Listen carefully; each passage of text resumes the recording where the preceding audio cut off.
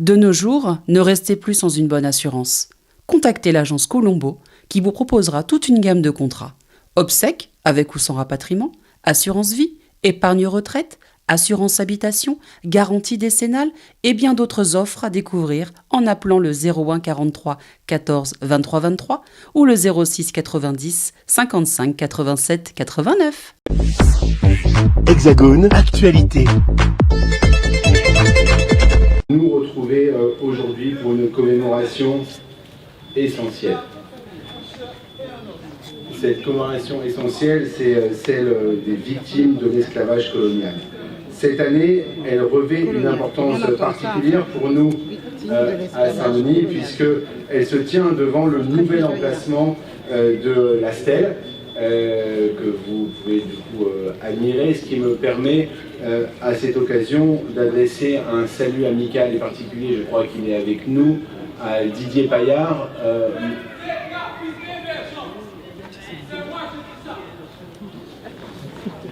Donc, c'est fait. Permettez-moi d'adresser un salut amical et particulier à Didier Paillard, qui je crois est dans l'assistance, qui est voilà, juste ici. On peut l'applaudir, c'est lui qui a pris l'initiative de cette stèle en son temps. Stèle qui a été du coup remise en état par Nicolas Cesbron, qui a été l'auteur artistique et qui aujourd'hui se trouve ici même magnifié. C'est le fruit du travail entre nos associations, entre les services de la ville, Nicolas Cesbron, le créateur de cette œuvre, avec une volonté commune de la situer dans un lieu de passage à la fois visible et sécurisé. Disons-le, nous avons eu quelques malentendus à ce moment, et je suis très heureux que par le dialogue, ces malentendus ils aient pu être levés pour nous permettre aujourd'hui de commémorer de la plus belle des manières cette date du 23 mai autour de cette stèle qui aujourd'hui fait partie intégrante de l'ADN de notre communauté locale.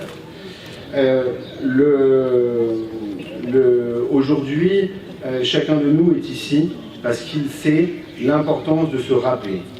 Certaines mémoires, la plupart en vérité, sont douloureuses. Celle-ci l'est particulièrement.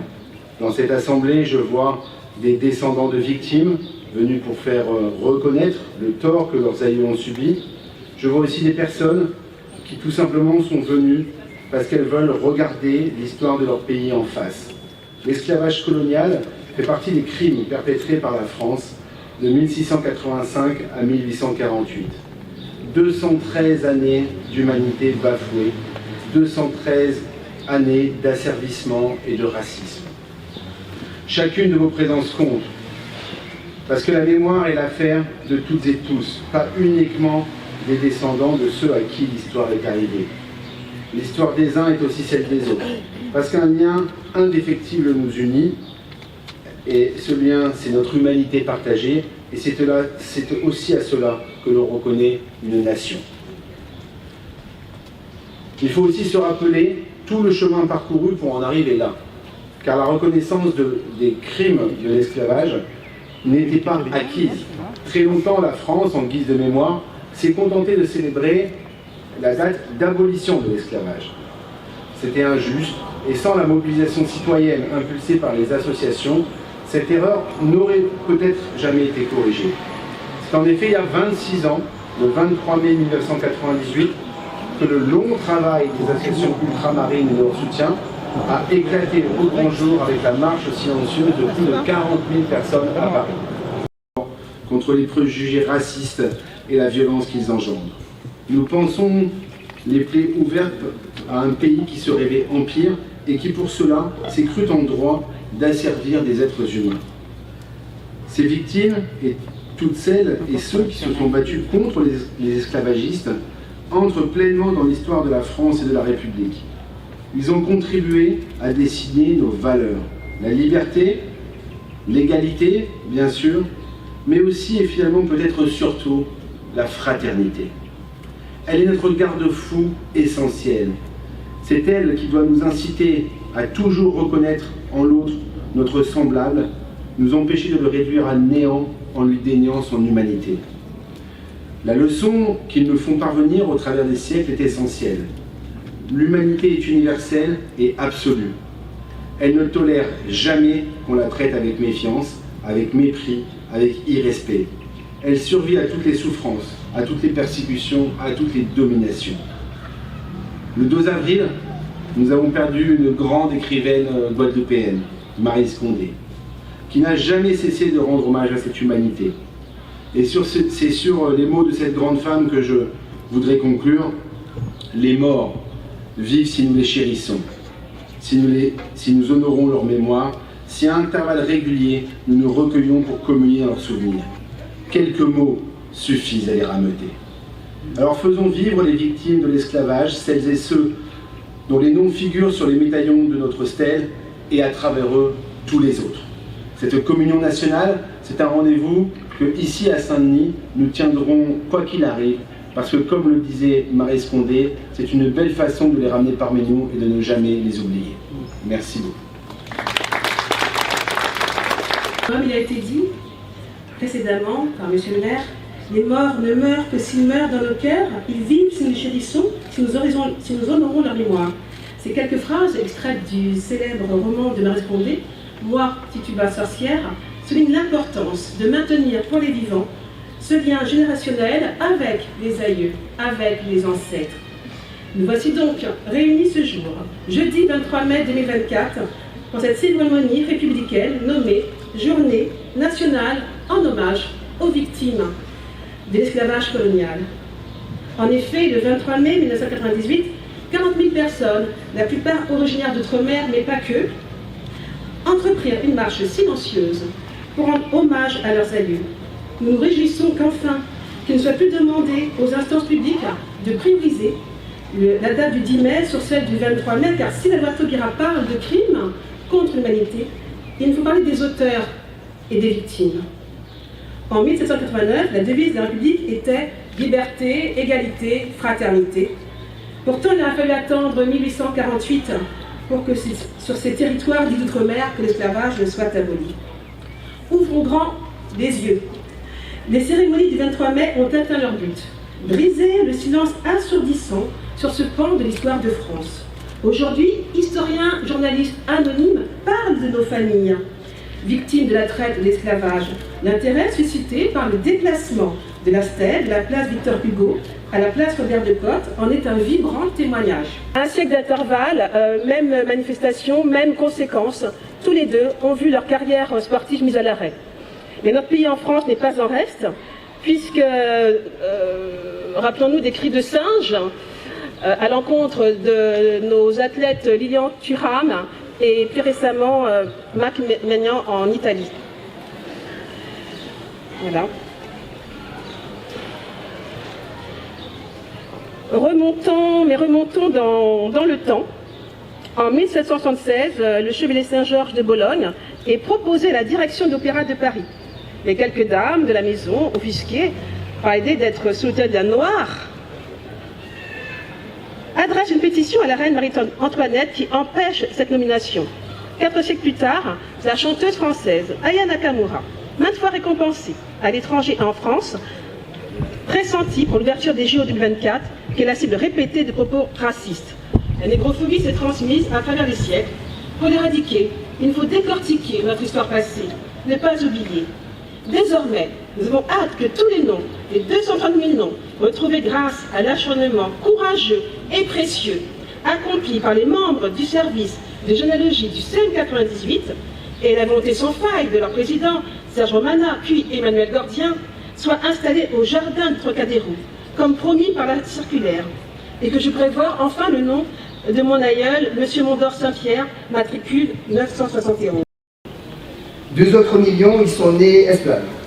C'est-à-dire, et écoutez bien, à la Dominique, à Gorée, à Grenade, en Guadeloupe, en Guyane, à l'île Bourbon appelée Réunion, à l'île de France, l'île Maurice, à l'île Rodrigue, en Louisiane, à Marie-Galante, en Martinique, en Nouvelle-France, à Saint-Barthélemy, à Saint-Christophe, à Sainte-Croix, dans la partie française de Saint-Domingue, aujourd'hui Haïti, à Saint-Louis du Sénégal, à Sainte-Lucie, à Saint-Martin aux Seychelles et à Tobago.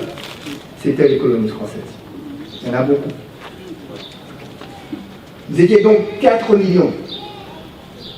Le 23 mai, vous êtes totalement dédiés. Nos ancêtres, je vous honore, toutes et tous. Mais j'ai une pensée particulière pour mes aïeux présents sur ce magnifique mémorial dionysien des victimes de l'esclavage. Juliette Romana, bien sûr, Louise Damour, l'aïeule africaine de Viviane, mon épouse, mais c'est toi, grand-mère Madelounette, matricule 1513, que je mettrai en lumière aujourd'hui. Tu es né en 1888, au Moule, sur l'habitation baie du Nord-Ouest. Tu regardais la mer, la Colombie. Le lundi 15 janvier 1949, tu es nommé Caille sur l'habitation Gachette à Port-Louis, avec ton mari Jean-Jacques, tes 4 enfants, Adélaïde, Leila, Madelounette, dite Souvenance et Laurent. Ta fille, Adélaïde, née en esclavage en 1832, accouche en 1871, bien après l'abolition de l'esclavage, de Zélie Caille, mon arrière-grand-mère. Arrière-grand-mère que nous appelions bonne maman ou maman chouchoute. Au début du XXe siècle, à Pointe-à-Pitre, elle se maria à un mulâtre, Charles, issu d'une très ancienne famille de libres de couleur existant depuis le début du XVIIIe siècle en Guadeloupe. Cette union entre une négresse et un homme clair de peau ne fut pas du goût de la belle-mère, qui, au décès de Charles, la déshérita. Zélie n'a jamais parlé de toi, ni de sa mère Adélaïde. Mais, grand-mère, ne sois pas en colère. C'était le cas dans la plupart de nos familles antillaises. La division de la société selon la couleur de la peau. L'échelle du mépris adossée à la gamme colorimétrique de la peau. La violence physique comme mode principal de médiation. Les impossibilités à former une famille, comme le disait Chelcher. Mesdames et messieurs, bienvenue dans le monde réel. Le monde réel des sociétés construites dans et par l'esclavage colonial. Ça, c'est le monde réel. Ça, c'est notre monde. Et pour ce type de construction anthropologique, il n'y a pas d'hétéro-réparation possible. Aucune. Parce que comment réparer la honte si cela ne vient pas en premier lieu de nous, les descendants? Comment guérir du maléfice de la couleur sans l'effort, sans que l'effort ne soit pas le nôtre? Qui d'autre que nous peut retisser les liens sacrés de la filiation avec des ancêtres que rien ne valorise? Voici le terrain de travail de la Fondation Esclavage et Réconciliation. C'est ça, le problème. Nous sommes des descendants d'esclaves, des descendants de colons, et aussi le roi des grillés d'Afrique, et aussi des métropolitains préoccupés par la réparation des fractures héritées de l'esclavage et souhaitant les soulager. Nous mesurons les efforts colossaux qui doivent être faits d'abord dans nos sociétés pour que l'avenir puisse être possible. C'est avant tout notre problème. Personne ne réglera notre problème si ce n'est pas nous. Personne. C'est d'une complexité extrême, car outre la fondation monstrueuse qu'a été l'esclavage, la République française est restée coloniale bien après l'abolition. Il y en a qui disent qu'elle est encore. De ce fait, la violence refoulée revient au galop. Le ressentiment anti-républicain, et je vais le dire en créole, anti-blanc, aveugle une partie de notre jeunesse, qui brise les statuts de Schellcher, pourtant l'adversaire acharné des colons esclavagistes. Alors, n'est-il pas trop tard? Il a fallu dans le pays des droits de l'homme près de 20 ans de combat acharné pour qu'une date dédiée à la mémoire des victimes de crimes contre l'humanité devienne une date nationale. 20 ans. 20 ans, mesdames et messieurs. Le 23 mai, il sera inauguré le mémorial des Noirs. Le doute je peux vous l'assurer, n'est pas perdu. Au Trocadéro sera inauguré le mémorial des noms, comportant les noms et prénoms de 230 000 personnes qui furent esclaves jusqu'en 1948 en Guadeloupe, en Martinique, en Guyane et en Amérique. Mais cela suffira-t-il à calmer les passions? Avons-nous encore le temps de stopper l'accélération de la victimisation dans les sociétés françaises post-esclavagistes qui génère en retour la culpabilité dans la société métropolitaine à l'heure où l'extrême droite est à la porte du pouvoir? Sur le territoire métropolitain, cette mémoire insuffisamment traitée est l'un des éléments qui fracturent notre société. La mémoire triste de cette histoire est devenue une matrice de sens du malheur des jeunes dits noirs dans ce département, notre Seine-Saint-Denis. Son traitement, cette mémoire, donc je ne mélange pas histoire et mémoire. Le traitement de la mémoire de l'esclavage est une question politique majeure. Il faut donc que les responsables politiques de Seine-Saint-Denis, de la ville de Saint-Denis, et je remercie Didier Payard et Mathieu pour entretenir ce mémorial dionysien des victimes de l'esclavage, doivent entendre, doivent en prendre à pleine mesure et adoptent avec notre fondation et avec les autres associations les dispositions nécessaires. C'est en effectuant ce travail difficile, très compliqué, vraiment difficile et compliqué, marche sur les œufs, que l'on œuvrera à la réconciliation. Parce qu'il faut la réconciliation. On ne peut pas vivre dans la fracture. C'est pas possible.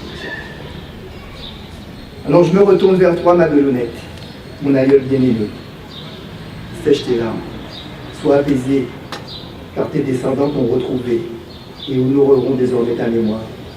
Quant à vous tous, ici présents, misérables fut votre vie, mais vous avez tenu. Et cela suffit à faire de vous nos véritables héros. Soyez en paix, car nous veillons désormais sur vous tous. Monsieur le roi de Savé du Bénin, bienvenue.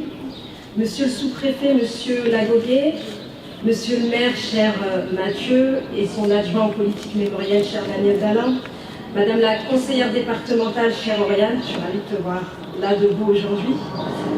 Monsieur le président du CEL 98, cher Emmanuel Gordia, monsieur le président de la Fondation Esclavage et Réconciliation, cher Serge, madame la présidente de l'association Songer, chère Guylaine Mondor, mesdames et messieurs les élus en vos grades et qualités, madame la sénatrice Corinne, messieurs les députés Peu et monsieur Baptiste, mesdames et messieurs, chers amis, ce qui nous réunit aujourd'hui, c'est une date.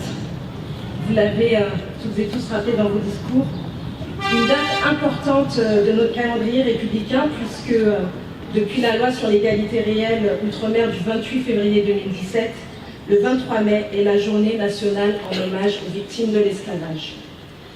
Cette journée rappelle la grande marche du 23 mai 1998. Ce samedi-là, à Paris, des dizaines de milliers de Françaises et de Français, pour la plupart issus des Outre-mer, ont marché silencieusement pour honorer leurs ancêtres esclaves. Parmi les banderoles, une disait « Esclavage, crime contre l'humanité ». Et c'est de cette manifestation qu'est sortie la loi Taubira du 21 mai 2001, par laquelle la France a été le premier pays à reconnaître cette cruelle vérité historique, dont 4 millions de personnes ont été victimes dans l'espace colonial français. Je redis ce chiffre aujourd'hui car il est peu connu. Et si une journée nationale en hommage aux victimes de l'esclavage a un sens, c'est bien de faire en sorte que cette réalité soit davantage partagée. Parce que de 1594, date de la première expédition de traite partie d'un port français, à 1848, date de l'abolition définitive de l'esclavage, 4 millions de femmes et d'hommes, d'enfants, ont été maintenus en servitude par la France. 1,5 million de personnes déportées d'Afrique par la traite, 2,5 millions nés dans l'esclavage dans les colonies françaises. Le dire, le reconnaître, a dit le Premier ministre le 10 mai dernier, ce n'est pas s'affaiblir. Au contraire, c'est se grandir. Aujourd'hui, la France se grandit en reconnaissant cette page de son histoire. Aujourd'hui, la France se grandit également en honorant les 4 millions de victimes françaises de l'esclavage, par leur existence, par leur résilience, par leur résistance aussi. Et ils et elles ont fait de notre pays ce qu'il est aujourd'hui. Aujourd'hui, nous nous souvenons de leur humanité. Elle n'a jamais cessé d'exister, malgré ce que disaient les lois monstrueuses qui, pendant 2 siècles, ont fait passer un crime contre l'humanité pour un acte de civilisation. Nous les honorons en disant leur nom. Nous les honorons en saluant leurs descendantes et leurs descendants. Nous les honorons en les écoutant nous parler de liberté, d'égalité et de fraternité. Ces mots-là pèsent plus lourd dans certains territoires, aux Antilles, et vous l'avez rappelé, en Guyane, dans l'océan Indien, dans l'océan Pacifique. Ces mots-là disent davantage parce qu'ils sont lestés du poids de l'histoire, d'une histoire qui est celle de siècles d'injustice, qui ne sont pas complètement réparés. Ces mots-là sont lestés d'une histoire qui est aussi celle du long silence sur les crimes qui ont été commis, un silence dont nous ne sommes sortis que depuis moins de 30 ans. Ces mots-là sont lestés d'une histoire aussi qui est celle de la négation des cultures et des sociétés qui ont été détruites, du créole qu'on interdisait, des cultes qu'on pourchassait et des enfants qu'on enlevait. Cette histoire s'étend sur plusieurs siècles. C'est l'histoire de la colonisation française. Elle a commencé en 1534, quand Jacques Cartier est arrivé dans ce qui deviendra le Canada d'aujourd'hui. Elle s'étend sur 5 siècles et les événements dramatiques qui ont endeuillé ces derniers jours, la Nouvelle-Calédonie rappelle qu'elle n'est pas achevée. C'est une histoire douloureuse, mais Français, nous savons la regarder en face. Nous savons dire les tragédies qui ont eu lieu. Nous savons honorer le courage des résistants, la force des justes, la dignité des victimes. Nous savons aussi la puissance du pardon quand il repose sur le respect, sur l'écoute et sur la justice. Tout cela a donné à la République quelques-uns de ses plus grands textes. Vous l'avez rappelé, la loi Taubira de 2001, je l'ai cité au début, le discours du Veldiv de Jacques Chirac en 1995. Et ce texte que j'invite chacune et chacun à relire dans la période actuelle, le préambule des accords de Nouméa négociés en 1998 par l'ancien Premier ministre Lionel Jospin, toutes les parties prenantes du peuple calédonien. J'espère que l'esprit qui a alors soufflé sur tous les responsables animera les discussions que le président de la République conduit actuellement en Nouvelle-Calédonie. Car rien, mais vraiment rien, ne sera possible si toutes les blessures ne sont pas reconnues, si l'exigence de justice n'est pas entendue et si les problèmes les plus criants ne sont pas résolus. Dans les Outre-mer, ces problèmes sont très concrets. Et les réponses qui sont attendues aujourd'hui doivent être très concrètes. Sur l'emploi, sur l'environnement, sur la culture, sur une égalité qui ne serait enfin réelle avec le reste de la France que si nous regardons tout cela et toutes ces inégalités. Mais le concret n'efface pas le symbole, parce que face aux blessures d'un passé ineffaçable, le symbole est le premier acte de réparation. Dire toute l'histoire, célébrer les résistances, honorer les victimes, c'est comme cela qu'une nation se reconstruit en tant que nation à travers des journées comme celle-ci, à travers des musées et des institutions comme celle que j'ai l'honneur de diriger, la Fondation pour la mémoire de l'esclavage, à travers des monuments et des mémoriaux.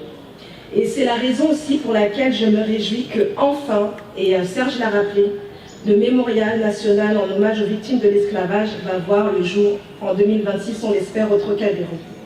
Il marquera l'engagement de la République à honorer enfin ces millions de femmes et d'hommes qui, pendant trop longtemps, n'ont jamais été incarnés autrement que comme une masse de personnes sans nom et sans visage. Je salue donc l'action résolue du CM 98 qui porte ce projet depuis des décennies. Et donc, je salue Emmanuel Gordien et Serge Ronana. Leur investissement a été indéniable et nous savons aujourd'hui pourquoi nous sommes là. Cet investissement n'a pas été vain et bientôt il sera inscrit dans la pierre sur la colline de Chaillot. À 2 pas, la Déclaration universelle des droits de l'homme a été adoptée par les Nations Unies en 1948. Voilà pourquoi il était essentiel de reconnaître le travail que font les associations et les archivistes pour retrouver les noms des personnes qui ont été en esclavage dans l'espace colonial français, pour les faire partager, pour aider celles et ceux qui en sont les descendantes et les descendants aujourd'hui à remonter leur généalogie. Signe de cette importance, l'UNESCO, saisi par la Fondation et les archives, a inscrit l'année dernière au registre Mémoire du Monde les registres nominatifs qui, pendant 2 siècles, ont co-signé les noms de personnes en esclavage dans l'Empire colonial français, où ils voisinent désormais avec les plus grands textes de l'histoire de l'humanité. Cet acte symbolique est un acte fort, très fort, et c'est une réparation, c'est une forme de réparation. Et le mémorial le sera aussi lorsqu'il sera inauguré le 23 mai. Mesdames et messieurs, en ce jour où nous nous souvenons des victimes de l'esclavage, nous marquons aussi notre engagement contre les héritages funestes de cette histoire, le racisme, les discriminations, les préjugés qui continuent de peser sur les personnes noires en France, comme dans le reste du monde. Le 10 mai dernier, Jean-Marc Ayrault a lancé un appel à la libération de la militante tunisienne Sadia Mosba, cette militante de la mémoire de l'esclavage, qui combat à la tête de son association le racisme anti-noir en Tunisie. Elle venait d'être arrêtée par la police et son procès s'est ouvert hier à Tunis pour des motifs fallacieux. Aujourd'hui, je veux lui marquer à mon tour toute ma solidarité et je réitère l'appel du président de la Fondation et je demande au gouvernement français de tout faire pour qu'elle soit libérée dans les plus brefs délais. C'est ainsi que nous faisons vivre la mémoire de l'esclavage, des combats pour son abolition, en y trouvant la force de continuer le combat jamais achevé pour la liberté, pour l'égalité et pour la fraternité. Je vous remercie. Monsieur le sous-préfet,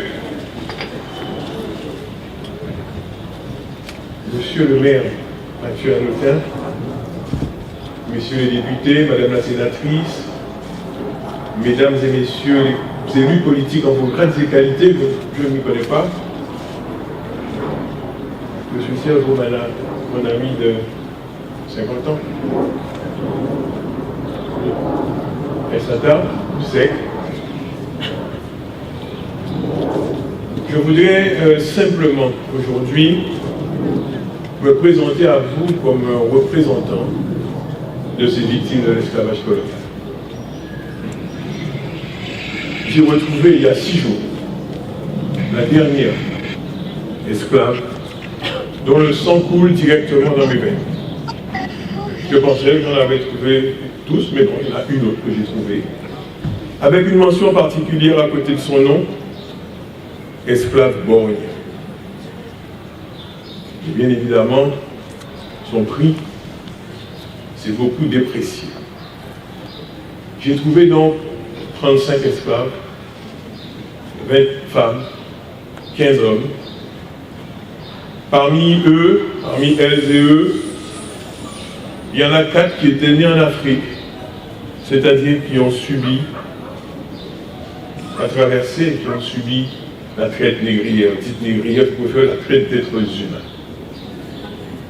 Mesdames et messieurs, depuis que j'ai 5 ans, mon père me parle d'eux, me parle d'elle. On les appelle papa dans la famille. Et ce que je peux vous dire, c'est que moi qui ne suis que la 3e génération non esclave, il y a moi, il y a papa, il y a grand-père, et au-dessus il y a 2 esclaves. D'ailleurs, l'une d'entre elles est enterrée dans le caveau familial à Port-Louis en Guadeloupe. Mesdames et messieurs, ce que je veux vous dire ici, c'est que, est-ce que vous pouvez vous imaginer, chacun d'entre vous, ce que ça veut dire pour un groupe humain d'être né dans un crime contre l'humanité? Qu'est-ce que ça vous dit? Est-ce que nos gouvernants, nos dirigeants politiques peuvent comprendre ce que ça veut dire? Tout à l'heure, on a beaucoup parlé de la marche du 23 mai. Qui sait ce que c'est que la marche du 23 mai? Qui est-ce qui en parle dans les médias? Vous entendez parler, vous, dans les médias, de la marche du 23 mai? Oh, c'est elle qui est à l'origine de toute la politique mémorielle sur la question de la traite négrière et de l'esclavage en France. Donc je me considère comme un représentant de ces victimes de l'esclavage colonial. Et à ce titre, nous pensons que nous devons être sollicités sur toutes les questions qui tournent autour de cette histoire de la traité sur le Mer. Alors oui, la France a le régime mémoriel le plus avancé dans le monde sur cette question, c'est vrai. Sauf que cette année, c'est la première année où il n'y a pas de hiérarchie entre les deux dates nationales qui permettent de commémorer cette histoire, de commémorer ces personnes. Et oui, ça veut dire que même quand on a un régime le plus avancé, on peut être quelque part en retard sur le fond de la question. Je prends 2 exemples. Quand j'étais petit, au CP, dans la classe, il y avait 70% des élèves qui n'avaient pas de père. Il n'y en avait que 30% qui avaient un père.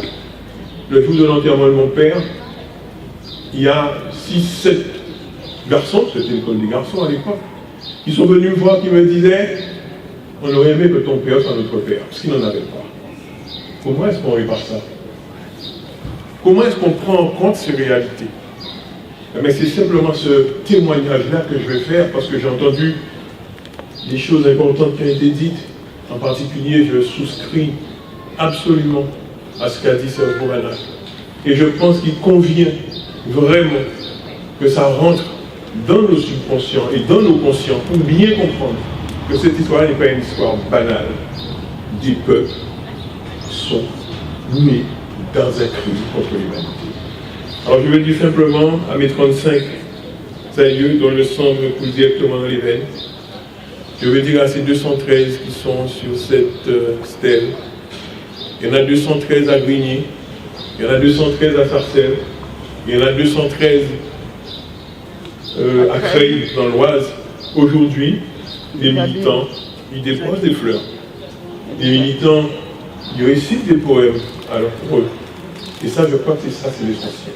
Donc je voudrais, mesdames et messieurs les politiques, et je voudrais surtout que, mesdames et messieurs, les descendants de ces survivants des crimes contre l'humanité, nous nous mobilisions pour aller les chercher, pour apprendre à les aimer, pour nous aimer nous-mêmes.